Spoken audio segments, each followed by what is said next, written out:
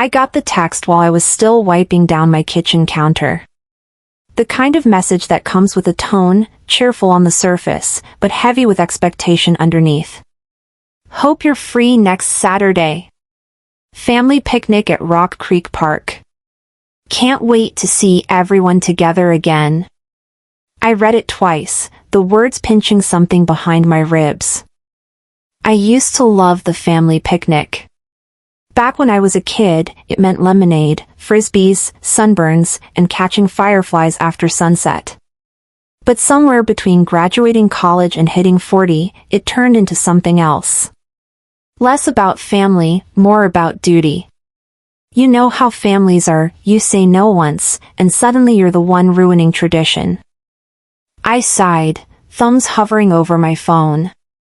I didn't want to go. But I knew better. My mom always wrapped obligation in love, her specialty.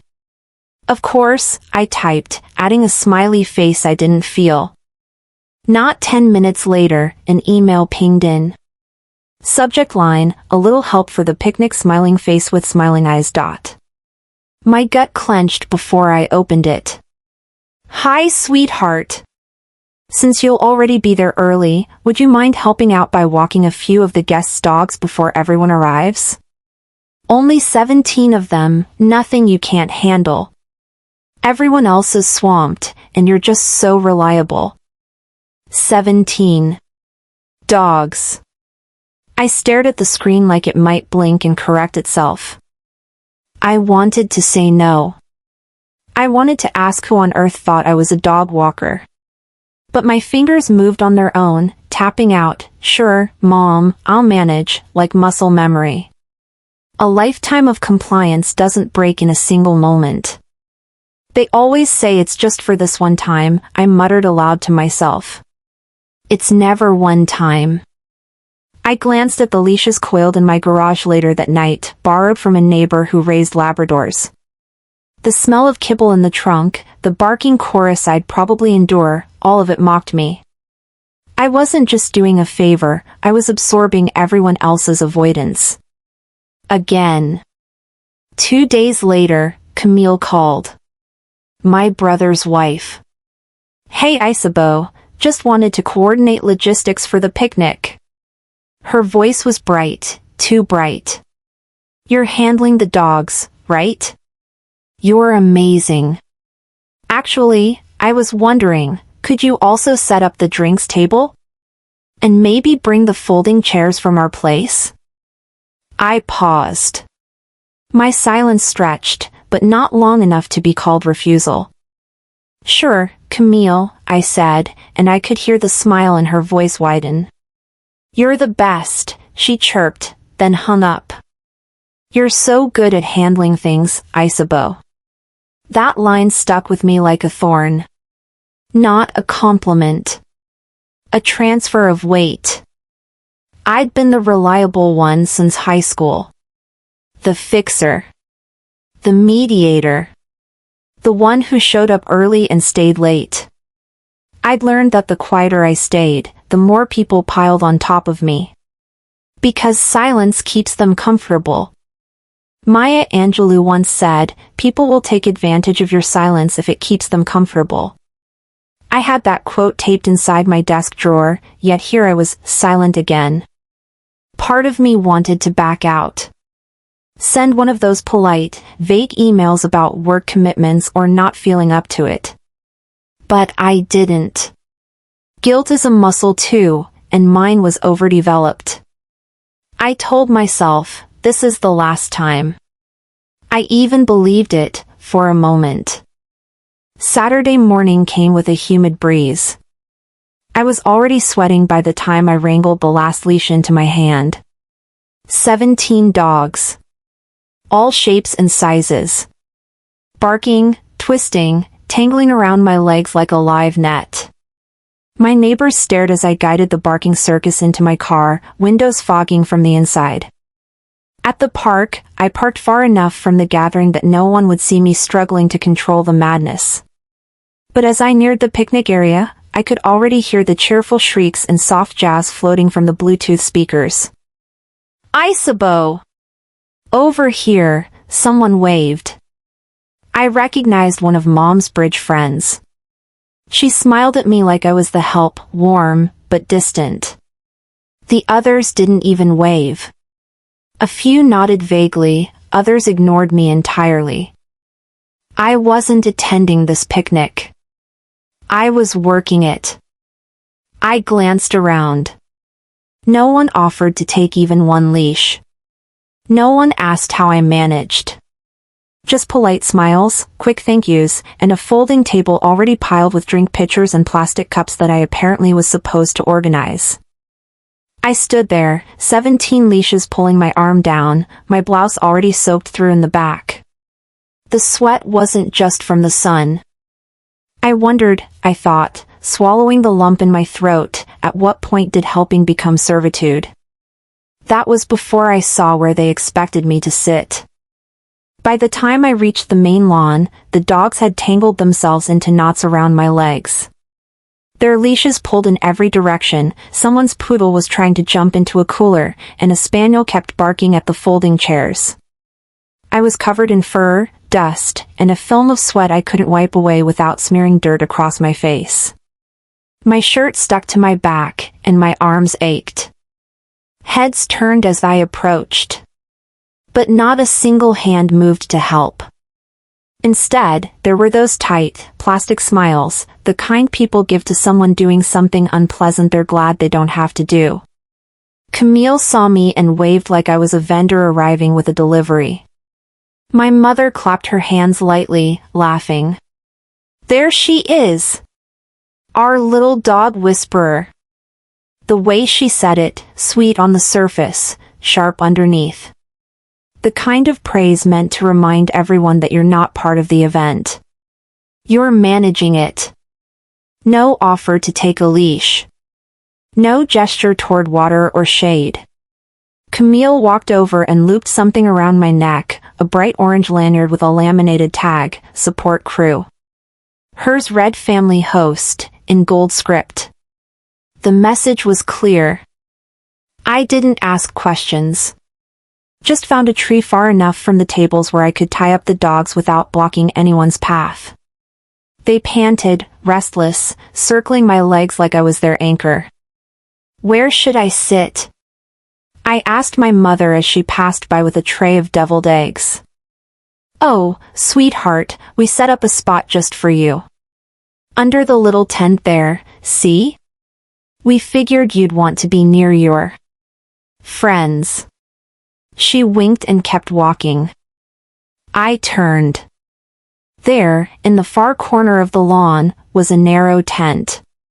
No decorations. Just 2 folding chairs, a patchy blanket, and 3 metal dog bowls, one already full of water. I stood frozen. Under the main canopy, laughter rose over the soft playlist humming from a Bluetooth speaker. Plates clinked, people sipped from mason jars and passed down stories about high school pranks and fishing trips. The cousins' table was packed. Someone had even brought a karaoke machine. From behind me, a child's voice rang out, "Why is Aunt Isabeau sitting with the dogs?" I didn't turn around. Just walked over and sat down in the folding chair. The retriever curled beside my leg, its warmth pressing into me like an apology. Sometimes exclusion doesn't come with slammed doors. It comes with quiet detours. Smiling signs pointing the other way. When they started serving food, I stood and walked up to the buffet, like anyone else would. Camille intercepted me halfway. "We've already set up a plate for you," she said, her tone dripping with sugar. "It's over there by your tent. We didn't want you to wait in line." I turned. On the grass, beside the dog bowls, was a plastic container. Not even a plate, just one of those disposable tubs people use for leftovers. No utensils. No napkin. Inside was a mess of cold potato salad and what looked like 2 chicken wings, one half-eaten. People glanced my way. 1 or 2 chuckled. Nobody stepped forward. I stood there for a long second. My father called out from under the canopy, raising his glass. "Hope you're comfy down there." "You're doing great." I didn't cry. That would have given them a scene. And scenes make them feel like they're still the reasonable ones. I carried the bowl back in silence, sat beside the golden retriever again. It licked my hand before curling against me. I ate without looking up. Tried not to taste anything. A beagle tipped a water bowl onto my lap. I wiped it with the edge of my shirt.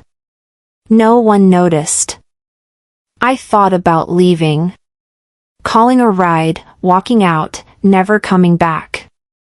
But I stayed. Because I could already hear it. Isabeau overreacted again. And today, I didn't have the energy to defend myself against their story. Sometimes we don't stay out of love. We stay because we're too tired to explain why we left. As the crowd thinned and I bent down to gather paper plates and plastic cups, I heard Camille's voice behind me, clear as a slap. "She's like a rescue mutt. Loyal but always messy." I didn't move. My jaw locked tight. My hands clenched around the trash bag. And just like that, something quiet inside me stood up. The moment I poured myself that lemonade and sat down under the main canopy, I could feel the air shift. I didn't slam anything. I didn't yell. I just sat, legs crossed, cup in hand, eyes forward. Like I belonged there. Because I did. No one said a word. Camille blinked twice, then laughed a little too loud at a story someone wasn't really telling. My father gave me a thin, unreadable smile. That moment? That was the first crack. The smile didn't break. But something behind it did. I didn't lean into it. I didn't get theatrical. I just did what I've learned to do over a lifetime, put on the kind of smile that makes people uncomfortable when they've underestimated you. I laughed at a joke I didn't hear, offered a napkin to a passing cousin. I even refilled someone's iced tea. The trick was acting like nothing had happened while remembering everything. I've mastered the art of pretending I'm not hurting. The park had filled up more by then. People I hadn't seen since childhood reappeared with their wives, toddlers, sun hats, and stories. Camille waved them over, introduced me with a chuckle. "This is my sister-in-law, Isabeau, the dog expert." Then she leaned in to clarify, "She brought 17 today." I smiled. Nodded. Said, "Yeah, I trained them how to sniff out disrespect." The man blinked. Didn't know if I was joking. That made two of us. Every time someone pulled out a phone for group photos, I was handed the camera. "You're so good at framing shots," they'd say. Never asked me to step in. Just click and step aside. The music got louder. Wine flowed more freely. Somewhere, someone set up a beanbag toss. Laughter became sharper, less filtered. I wasn't family anymore. I was staff, without the paycheck. I stood near the shade of the dog tent, drinking water and watching people toast each other like they were at a wedding. That's when he walked over, a friend of Camille's, holding a sweating beer bottle like a microphone. "Hey," he said, swaying slightly. "Where's your little helper outfit? You know, apron, leash belt, the whole getup?" I kept sipping, pretending not to hear. He didn't get the hint. "Didn't know you hired out. How much for weddings? Or is this more of a charity gig?" His words slurred toward a laugh. My uncle joined in, slapping the guy on the back. "She's not for hire, she's on permanent duty." A few others chuckled. I could feel my face stay perfectly still. That's the thing about emotional wounds. You get good at sealing them in. I didn't respond. Just walked away. I wasn't quiet because I was okay. I was quiet because I knew no one would defend me. Silence isn't agreement. Sometimes it's just emotional triage. Back under the tent, I pulled out my phone. Notifications. I tapped one from the family Facebook group. Someone had tagged me. The video auto-played. It was me. Bent over, sweat-soaked, scooping up after one of the labs near the trash bins. Shot from behind, without my knowledge. Caption, meanwhile, Isabel living her best life, pile of poo face with tears of joy, picnic queen. Comments rolled in. Laughing emojis. Hope she got hazard pay. Dog lady doing her thing. She's a trooper. I tried to remove the tag. Denied. Camille was an admin. Of course she was. I didn't cry. I didn't fling the phone. I just stared. Then placed it down beside my chair. Took a slow, steady breath. Okay, I said. Not out loud. Just to myself. Out in the chaos, I saw my niece, 15, maybe 16, watching me. Her eyes were uncertain.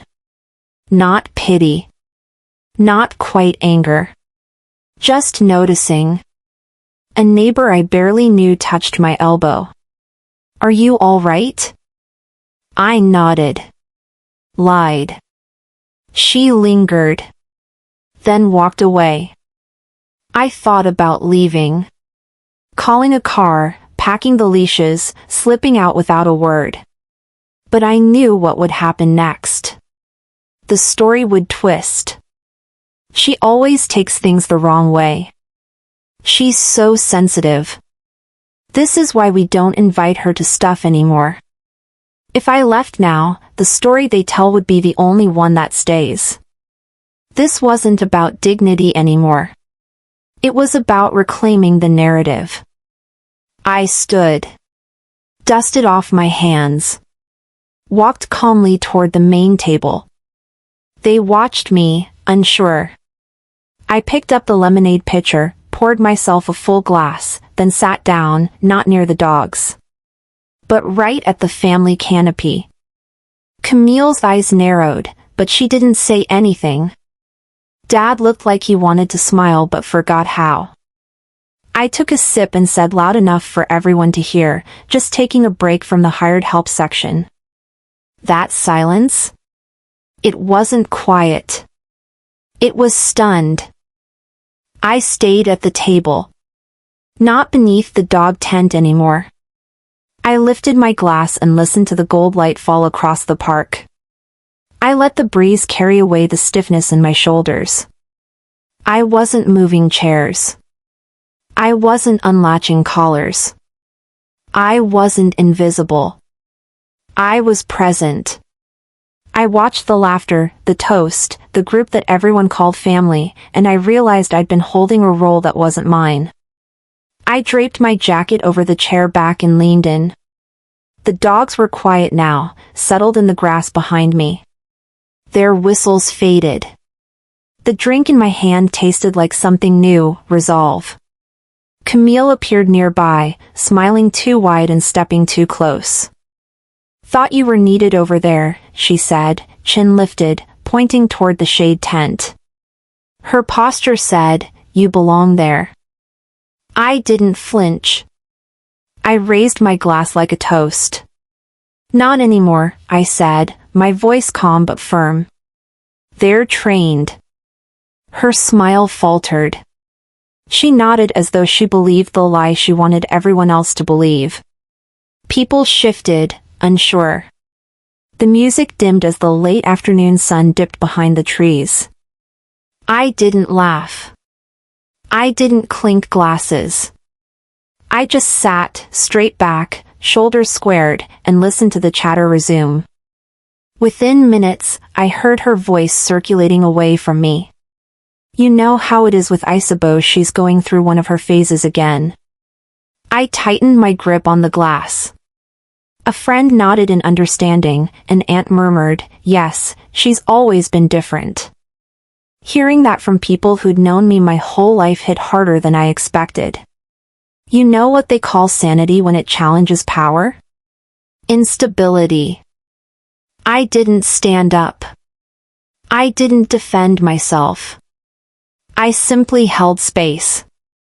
Because I realized something, I wasn't shrinking from these moments anymore, I was growing through them. Later, when I stepped away to grab a plate of fruit, Camille's daughter Lily ran up, cheeks flushed. "Mommy said you'd do the dogs so she wouldn't have to," she said, ignorance veering into honesty. Her words landed like stones. I knelt, looked Lily in the eye, asked softly, "When did your mom say that?" Lily shrugged. "Last week. She even made a list." Trace of a forced laugh from Camille. "She's just making things up again," Camille said behind us, tone sharp. I didn't argue. I closed my eyes and remembered the list I handed her family last Monday, a breakdown of dogs, times, and leashes. I tapped my phone screen. I could bring it up. I kept quiet instead. Children don't lie about lists. In the golden hour light, as the picnic dwindled, I walked to my car, changed into clean jeans, swapped my sweat-stained blouse for a simple shirt. I returned not as help, but as guest. I picked up a wine glass and walked into the laughter. I danced with one of the nieces, took a photo with a cousin I rarely spoke to, and sat at a table where my name was on the place card. I didn't avoid Camille. I didn't invite her either. I watched her watch me, her face shifting from smug to uncertain. The leash was never on the dogs, it was on me. And it just slipped. Dinner plates clinked, lights swung gently overhead, and the guests at the picnic canopy were comfortable in their laughter. I watched from the edge where I once believed I belonged. The soundtrack of shared stories and wine glasses barely masked the tension twisting in the air. Camille stood at the head of the table, raising her glass for a toast. She smiled, too polished, and I took mine slowly, meeting her gaze without backing away. I knew something was coming. I didn't act yet. I sat straight. My drink half full. The dogs were quiet behind me, settled on the grass like an audience waiting for a show. Then she spoke. Her words slid out like ice. "Some people forget who fed them, who housed them," Camille said, her voice just loud enough. She looked directly at me. A few relatives nodded. Eyes flickered. My pulse tightened. I stayed still. Didn't refute. Didn't flinch. I recognized the launch of the verbal assault the hour before it broke. "Isabeau," she continued, "you've always taken but never appreciated." The murmurs rose, the forks scrape on plate a soundtrack to humiliation. I let the silence fill the gap before I stood. Not in anger. In clarity. The look spread from confusion to shame.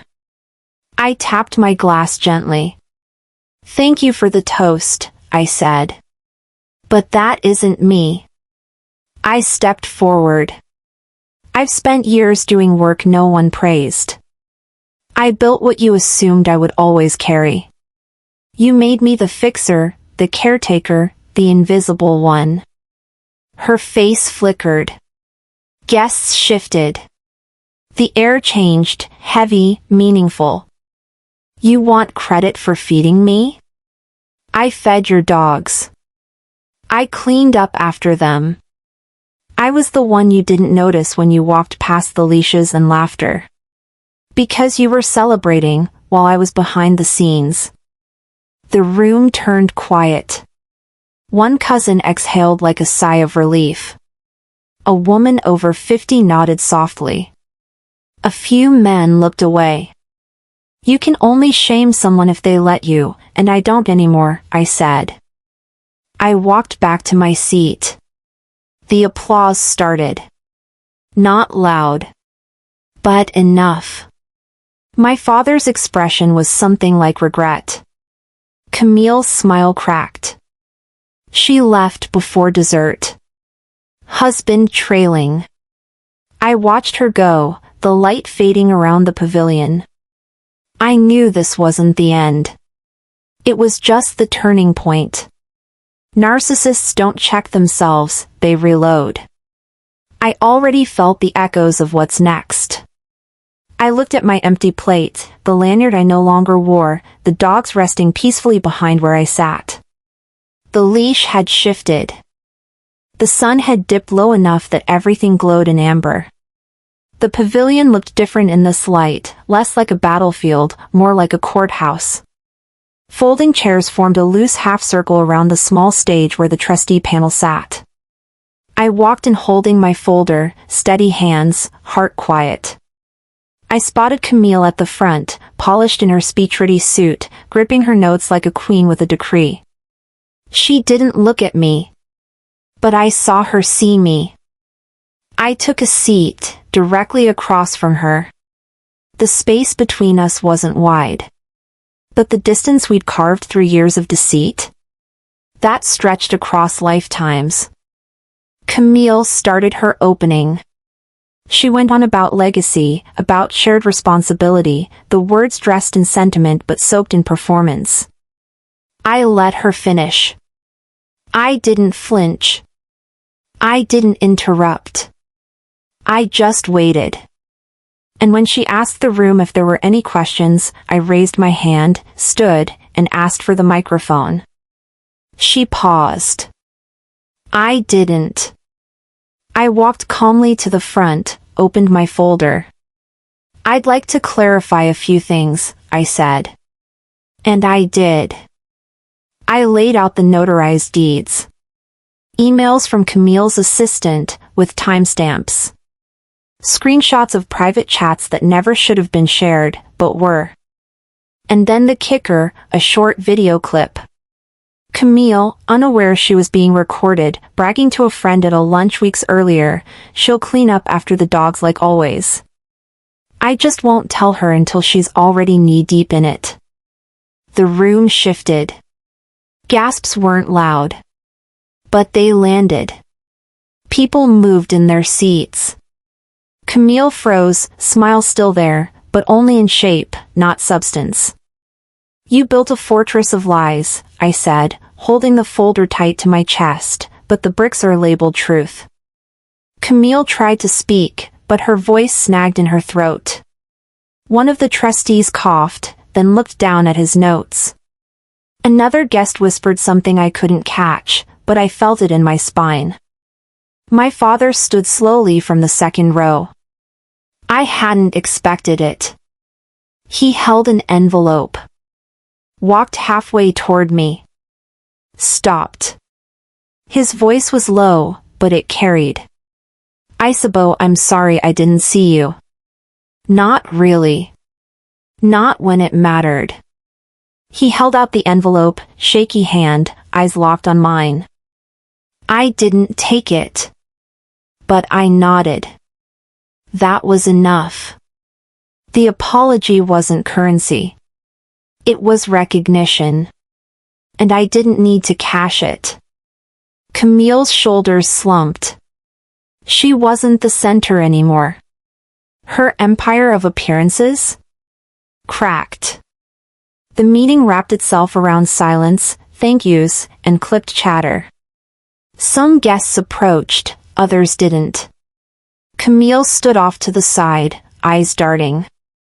I didn't engage her. I walked out of that pavilion into a dusk that felt new. My steps weren't faster. But they were freer. I didn't win tonight because I exposed her. I won because I stopped hiding me.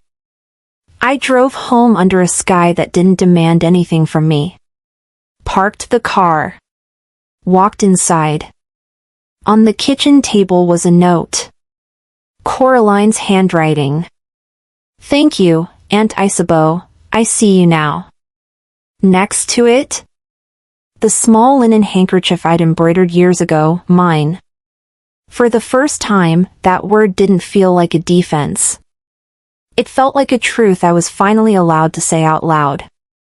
The air in the banquet pavilion felt thicker than humid Virginia noon air.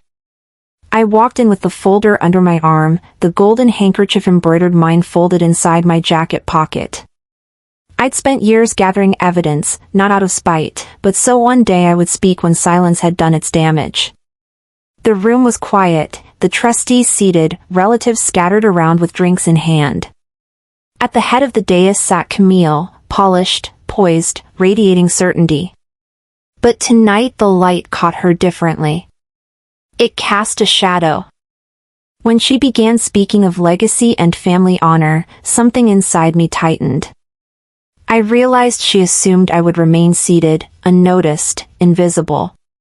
She assumed I would quietly take the miscredit, the side roll, the dog leashes and the whispers. But not tonight. Camille presented her envelope with great flourish, thick legal paper, signatures, seals. This document, she said, voice steady, transfers full control of the estate and business interests to my name, for the good of the family. A few guests nodded in approval. My father watched me from the second row. His face unreadable. I stood. My pulse quiet but firm. "Excuse me," I said. "I'd like to present mine." The microphone tapped lightly. I cleared my throat.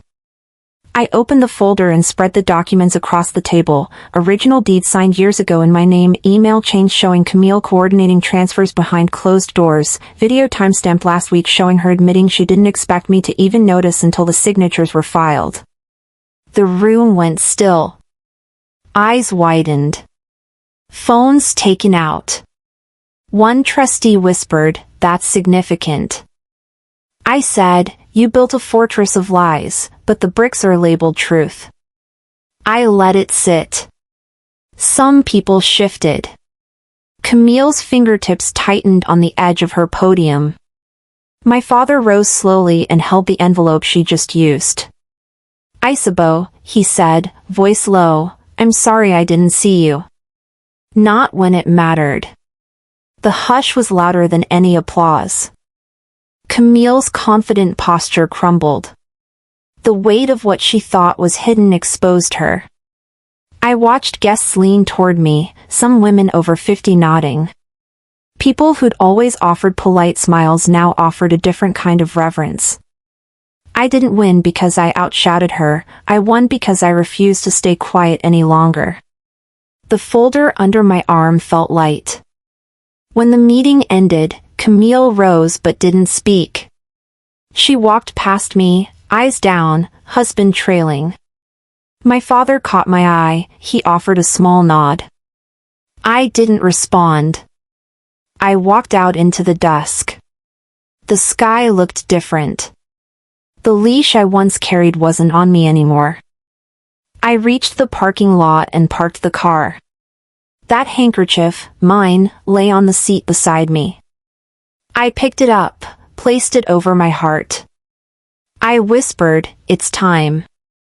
And then I got a text, Coraline's handwriting on screen, "Thank you, Aunt Isabeau, I see you now." I laid the phone down. No more waiting. No more hiding. The sun had dipped low enough that everything glowed in amber. The pavilion looked different in this light, less like a battlefield, more like a courthouse. Folding chairs formed a loose half-circle around the small stage where the trustee panel sat. I walked in holding my folder, steady hands, heart quiet. I spotted Camille at the front, polished in her speech-ready suit, gripping her notes like a queen with a decree. She didn't look at me. But I saw her see me. I took a seat, directly across from her. The space between us wasn't wide. But the distance we'd carved through years of deceit? That stretched across lifetimes. Camille started her opening. She went on about legacy, about shared responsibility, the words dressed in sentiment but soaked in performance. I let her finish. I didn't flinch. I didn't interrupt. I just waited. And when she asked the room if there were any questions, I raised my hand, stood, and asked for the microphone. She paused. I didn't. I walked calmly to the front, opened my folder. I'd like to clarify a few things, I said. And I did. I laid out the notarized deeds. Emails from Camille's assistant, with timestamps. Screenshots of private chats that never should have been shared, but were. And then the kicker, a short video clip. Camille, unaware she was being recorded, bragging to a friend at a lunch weeks earlier, "She'll clean up after the dogs like always. I just won't tell her until she's already knee-deep in it." The room shifted. Gasps weren't loud. But they landed. People moved in their seats. Camille froze, smile still there, but only in shape, not substance. "You built a fortress of lies," I said, holding the folder tight to my chest, "but the bricks are labeled truth." Camille tried to speak, but her voice snagged in her throat. One of the trustees coughed, then looked down at his notes. Another guest whispered something I couldn't catch, but I felt it in my spine. My father stood slowly from the second row. I hadn't expected it. He held an envelope. Walked halfway toward me. Stopped. His voice was low, but it carried. "Isabeau, I'm sorry I didn't see you." "Not really. Not when it mattered." He held out the envelope, shaky hand, eyes locked on mine. I didn't take it. But I nodded. That was enough. The apology wasn't currency. It was recognition. And I didn't need to cash it. Camille's shoulders slumped. She wasn't the center anymore. Her empire of appearances cracked. The meeting wrapped itself around silence, thank yous, and clipped chatter. Some guests approached, others didn't. Camille stood off to the side, eyes darting. I didn't engage her. I walked out of that pavilion into a dusk that felt new. My steps weren't faster. But they were freer. I didn't win tonight because I exposed her. I won because I stopped hiding me. I drove home under a sky that didn't demand anything from me. Parked the car. Walked inside. On the kitchen table was a note. Coraline's handwriting. Thank you, Aunt Isabeau, I see you now. Next to it? The small linen handkerchief I'd embroidered years ago, mine. For the first time, that word didn't feel like a defense. It felt like a truth I was finally allowed to say out loud. The sun eased through the slats of my bedroom window, painting gold lines across the comforter. For the first time in years, I didn't wake to tension in my chest. No noise in my head. Just morning. Just breath. I padded into the kitchen, barefoot, wrapped in the same robe I used to wear when feeding all 17 dogs. The house felt different. Not empty, clear. Still. I poured coffee, sat by the window, and read Coraline's note again. Thank you, Aunt Isabeau, I see you now. For so long, silence had been a cage. Now it felt like an open field. The memory of last night rolled in, slow but steady. Camille's loss of grip. My father's cracking voice. The moment the room didn't flinch for her anymore. It turned, finally, and saw me. There was no joy in it. Just relief. I remembered something Mom used to say when she'd fold laundry, speaking half to herself, forgiveness is not forgetting. It's letting go of the weight. Around mid-morning, a knock at the door. Not loud, intentional. A courier in uniform, holding a small package and an envelope. It was from him. My hands hesitated. My heart didn't. I opened the envelope first. Inside, one page. His handwriting, still uneven from age, or maybe regret. I couldn't be the father you deserved. But I can still try to be the man who finally sees you. The box held his old wedding ring. Simple gold. No inscription. Just worn smooth by time. He wrote that it was never about marriage for him, it was about responsibility. And now, he was passing it to me. Not as a burden. As a sign he knew I carried more than I should have. I sat at the table. Held the ring in my palm. I didn't cry for him. I cried for the release. For the small part of me that had waited years to hear anything close to those words. I didn't call. I didn't write back.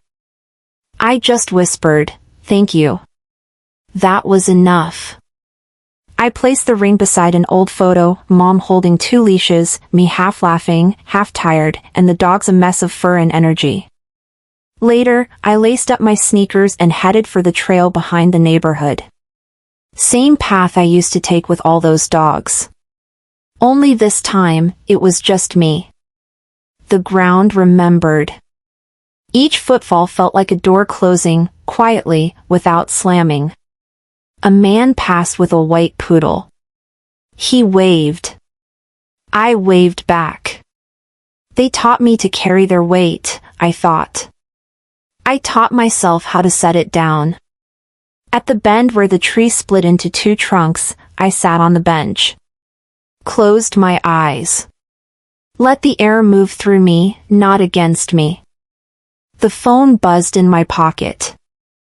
A message from Coraline. Guess what? I named the puppy Belle. After you. You saved me. I stared at the screen a long moment before typing back. You saved yourself. I just showed the light. I opened my notebook, the one I'd carried since all this began. Wrote something across a blank page. Legacy isn't what they leave behind. It's what you choose to carry forward. Then I closed it. And I said aloud, to no one, it's time. Later that evening, while tidying my desk, I noticed a new email notification. Subject, Pet Therapy Workshop Lead, Inquiry. It was from the local shelter. They wanted me to head a new program. Dogs helping people. Healing each other. I read it twice. 3 times. And then, without overthinking, I whispered, yes.